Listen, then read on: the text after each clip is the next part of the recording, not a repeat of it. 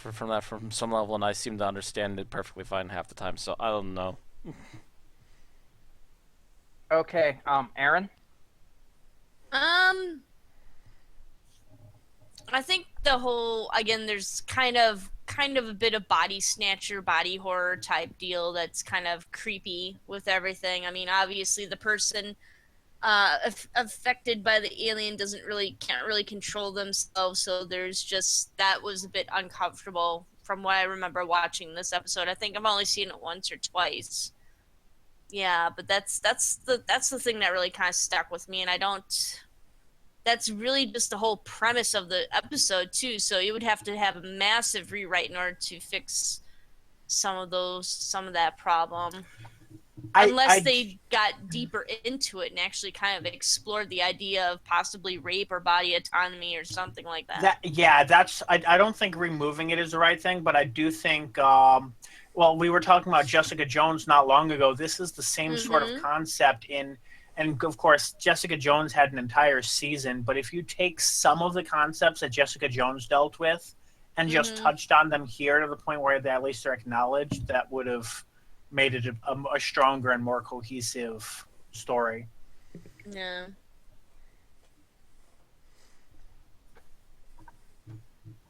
All right. Matt? Actually, mine kind of branches off of Aaron's a little bit. The one fault I kind of feel like I found in this is that what they were attempting for was obviously for something for a mature audience, but while having mature content, it seemed a bit puerile, Close juvenile. around the mature. It felt a bit more juvenile than what it should have been. It felt like And there you should have been just some stole more my. weight to it. Mm-hmm. The air quote mature audience. Yeah, it's essentially for the air quote mature, and Well, no, it's, it was. This was supposed to be written for the adult audience. yeah. Right. It But was the- supposed to be, but for it the ended up physically being the adult air quote audience, but mature. But it was shit, not adult level Yeah. way of dealing with those situations. Hmm. Before we did this week, I thought this episode was written by Russell, Yeah. and because it kind of hits me as Russell as that kind of Russell's juvenile thought, the same thing that brought the Slovene to Doctor Who. By the way, you're really quiet. Oh, Yeah, I was sorry. about to say something. Sorry, I was chewing on something, so I was trying not to get my chewing on the microphone. Hmm. My bad.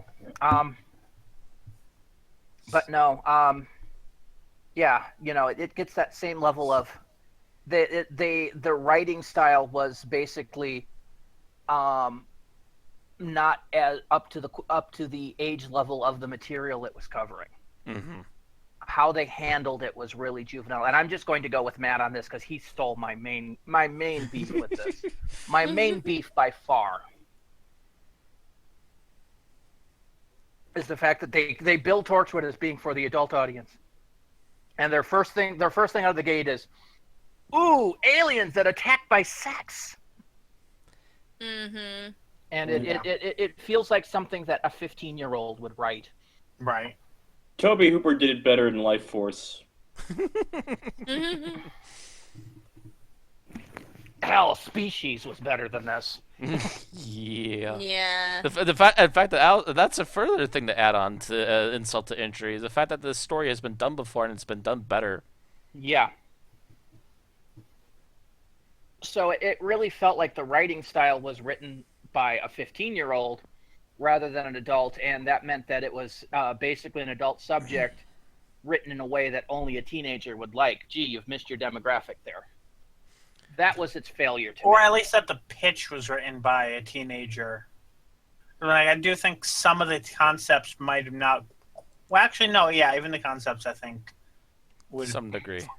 Now, mind you, this was written by Chibnall. Yeah. Fairly early in his career, if I remember. Chibnall is 6 years older than me. Mm. Which means when he wrote this, it was, 2007? Something like that. So he would have been about 35, 36. It was, I think, Yeah, it was 2006 that this came out. He wrote this probably around 2005 for production time. Um,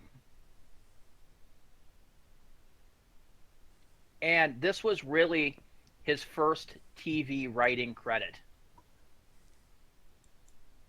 It was this and Life on Mars were basically what he was doing at this point. And I think he did Torchwood first, Life on Mars afterwards. Let's see, Life on Mars was the 20th of February 2006. This was okay. So no, Life on Mars came first, then this. And his writing in Torchwood gets better as he goes along. So Because he essentially, has his first one was a very rough draft, and then he slowly His got first better couple. His first couple. Because you've got this one, and the next one he wrote was Cyberwoman. at it. Oh God. But then after that, he turns around and does Countryside. Ooh. And then he does End of Days, Kiss Kiss Bang Bang, which got us Captain John Hart, Adrift, Fragments, and Exit Wounds, which were all basically the stuff with John Hart in the second bit. Likewise in Doctor Who, his first outing was 42. The Hungry Earth, Cold Blood, 3 years later, after he had done all of Torchwood, and some episodes of Life in Order UK, he came back and did that. And the Hungry Earth, Cold Blood is actually pretty good because that was the one that brought the Silurians back in the modern times. Then he did the Pond Life minis, and then Dinosaurs on a Spaceship, which, despite its name, we like the majority of it. It's grade A cheese. Then he did the Power of Three, which not so good, but Had issues. But then he also did the PS at the end of Angels Take Manhattan, the unaired bit. The best bit, you mean? The best bit, yes. And since then, he's gone. Since then he's gone on and he's done Broadchurch. 3 series of Broadchurch, most of which have won him awards. So he's kind of been slowly proving himself again and again here. Mm-hmm. So what we're looking at is the early work of a creator, and as we've seen in class, early work usually has some issues. So the fact that it was written juvenile, probably because it was written by what was at that point an amateur. Yeah, he was probably still warming up to it. It took until about his 3rd script before he started hammering it home. Mm-hmm. And you have slip-ups. I mean, everybody has slip-ups when they write. And it's not always necessarily the writer either. It could be something in the production went AWOL and something got changed for the worst, and who knows what else could go down. Or you're writing under the gun. You're writing a quick time, small budget, and you're suddenly got like half your stuff went out the window. I think that's what personally happened with The Power of Three.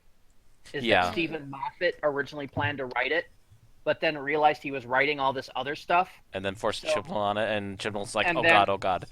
Then tried to get Gaddis to write it, and Gaddis couldn't, so he called around and got Chibnall to write the episode under a quick time.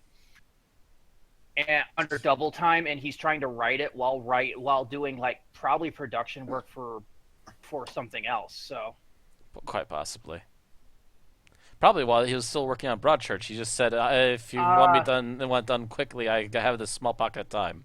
Yeah, it's possible that he was doing early pre-production for Broadchurch at the time, so he was trying to sandwich stuff in between.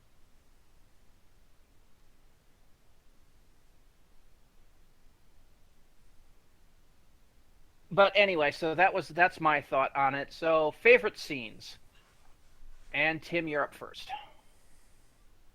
I love the scene where Gwen is making out with the alien, and they're all just watching on the monitors, and they say, "We should stop this," and Jack says, "Yeah, yeah, of course." You know that moment when you start a new job and you discover everybody else you work with is a bunch of creepy perverts? Yeah, that scene. Yeah. Okay, Bill. Mm. I'm going to go with Gwen's speech about how they've kind of lost track of being human because they're so busy analyzing things, and they need to get to basics and deal with people as people.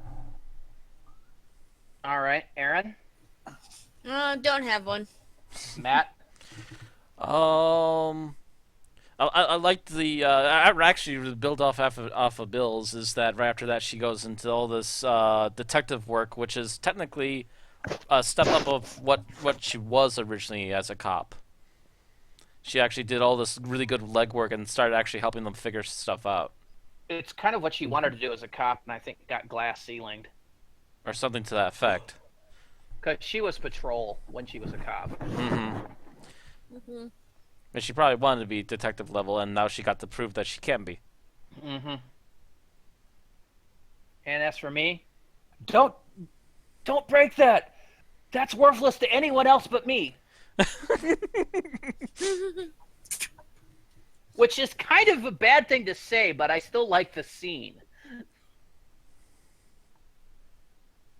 Oh, All right. runner-up scene, by the way, really quick. Captain Jack in the tent, just telling off all the military guys and bringing Gwen in. I'm Torchwood. Yeah, sure you are. Yes, she is. Yes, And she so is, and promptly helps her get through. At the same time, I kind of had to smack my head on that scene. It's like, hello, clandestine organization. All right. Least favorite scene. Going back to me, I Hmm. really didn't care for the scene where the alien finds and kills her ex-boyfriend, because I don't think like that character has given enough time to establish what he did, or it's like it's more of an informed attribute of like he was the douche. Well, you kind of figure that he's kind of the douche earlier on, because remember she was all broken up about this call you had, which is probably him being the douche. And so it just goes. I'll admit you don't get enough screen time with him to fully establish his douchiness. But Okay, well, I'll let him finish and then I'll go because Yeah, anything else? I think I'll be piggybacking on the same scene, but I think different reasons. okay, did you have anything further, Tim? No, I just didn't really care for that scene. All right, Bill.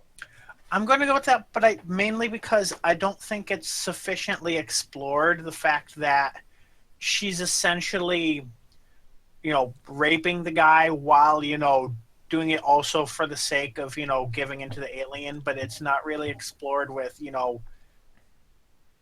her actual reaction to both of those things. I mean, there's the fact that she's distraught for the one scene at the end, but she really doesn't get to deal with the fact that she's both raping somebody and murdering her ex. So even if she really wants to murder her ex, like there still should be more to seeing her reaction to that specific event. I'm still going to chalk that up to not fully developed writing style. Mm-hmm. Aaron, Not pass. Matt. Oh, scene I didn't like. Oh, how was it so easy to coax the alien out of its current host? That seemed a little ridiculously easy. Because the host about was to die. yeah, the host was about ready to expire. I suppose, but still, it seemed like an obvious ploy if I was an intelligent alien species at all. The thing is, Gwen was perfectly honest with it. She was Yes, she perfectly was. intending to do it. It was Jack who had the step ahead of everybody moment. Correct. Not to mention he had the Chekhov's gun. Mm-hmm. So I believe Gwen was perfectly willing to do that to make up for her mistake.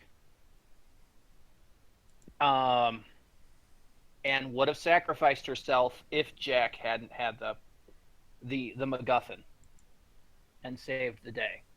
Mm-hmm.